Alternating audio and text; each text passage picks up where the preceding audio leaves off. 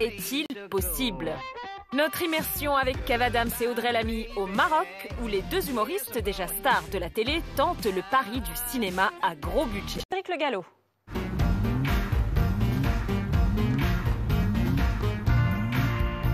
Décollage pour Ouarzazate, où nous rejoignons Audrey Lamy et Kev Adams sur le tournage d'Aladin, version comédie. Tu sais, moi je me bats pour exister parce qu'il y a plein de gens qui disent mec là il fait que des trucs pour les jeunes. À seulement 23 ans, Kev Adams fait déjà partie des poids lourds de l'humour.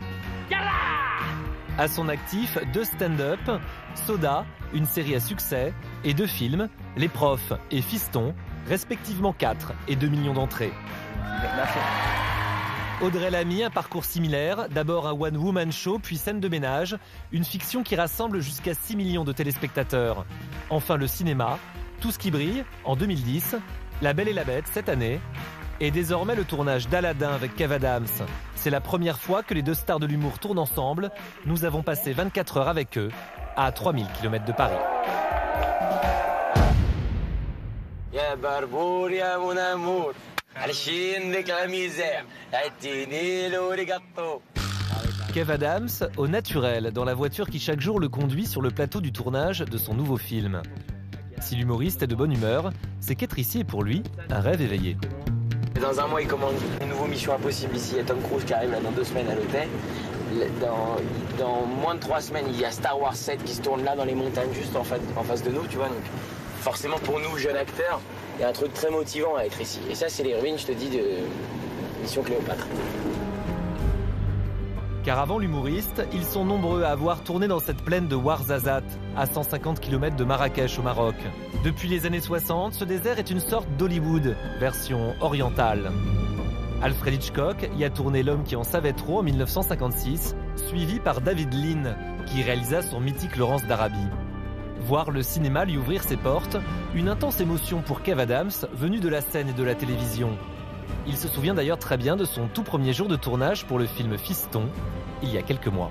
C'était la première fois de ma vie que j'avais un premier rôle au cinéma, en costard avec Franck Dubosc. J'ai tellement prié le bon Dieu pour que ça m'arrive un jour de pouvoir faire un film en star, entre guillemets, avec quelqu'un que j'idolâtre en costard et tout ça, que le jour du premier jour, tout ça, ça m'est retombé sur la gueule et je me suis mis à chialer de joie, vraiment d'émotion, de joie, de plaisir, de bonheur, en me disant putain, ça arrive quoi. Aujourd'hui, c'est dans ce décor digne des 1001 nuits que Kev Adams tourne Aladin, l'histoire d'un voleur dont le destin bascule le jour où il trouve une lampe magique.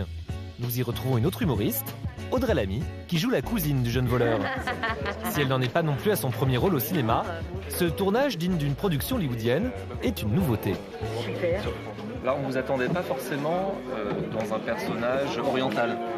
C'est vrai, c'est vrai. Et vous voyez, parfois, il y a des petites surprises. Moi non plus d'ailleurs, je ne vous voyais pas forcément dans ce genre de cas, mais au contraire, c'est génial. À ses côtés, Vanessa Guide, qui incarne la princesse Chalia et qui elle aussi s'est fait connaître à la télévision.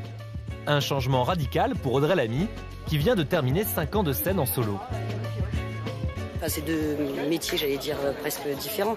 Ouais. C'est-à-dire que là, je joue avec des vrais gens, plutôt que de jouer toute seule sur scène et d'inventer des personnages. Moteur. Allez, attention tout le monde, on y retourne. Nous devons nous interrompre, car Arthur Benzaken, le réalisateur du film, doit maintenant expliquer aux 2 actrices la séquence qu'elles vont tourner ce matin-là. Ok, la tête tombe, il va juste faire un dernier mouvement de millimètre. C'est ça? Ok. Action. Ok.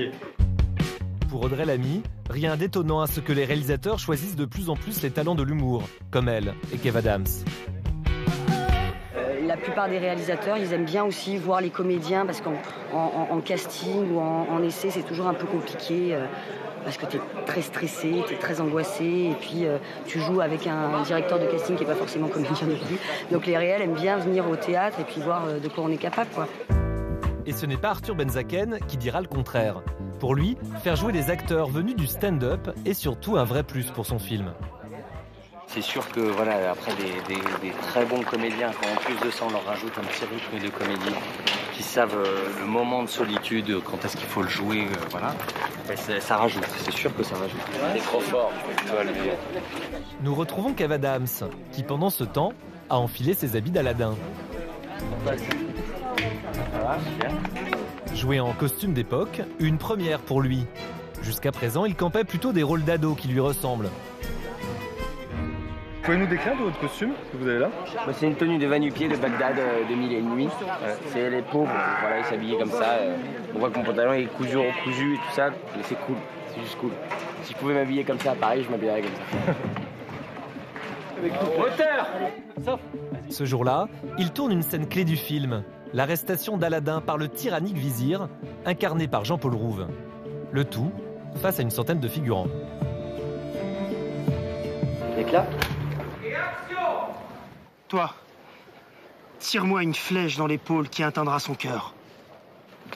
Ah, il l'a fait le con, mais qui l'a fait? Je t'en prie, mon frère, s'il te plaît. Comme ses jeunes partenaires, Jean-Paul Rouve aussi est passé par la télévision avant de décrocher des rôles au cinéma. Pour lui, le petit écran est avant tout une excellente école pour se préparer au grand. Ce qui a un avantage quelquefois, c'est d'avoir fait de la télé. Parce que la télé, ça va vite.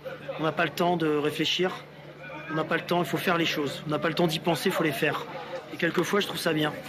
Cette urgence-là, moi, tous les acteurs, je vois qui ont fait comme ça de la télé, aussi bien Kev que Audrey, que Jamel, enfin, il y en a plein. Je trouve qu'ils ont ça. Cette facilité de... Il faut aller vite. Et le temps, c'est de l'argent. Aladin coûte au total 12 millions d'euros, un budget élevé pour une comédie emmenée par de jeunes acteurs. Viens voir. Ça fait 2 heures que je t'attends sur le plateau. Un risque, malgré tout, limité. La notoriété de Kev Adams et d'Audrey Lamy est pour le film la garantie d'attirer en salle leurs fans les plus fidèles. Coupez!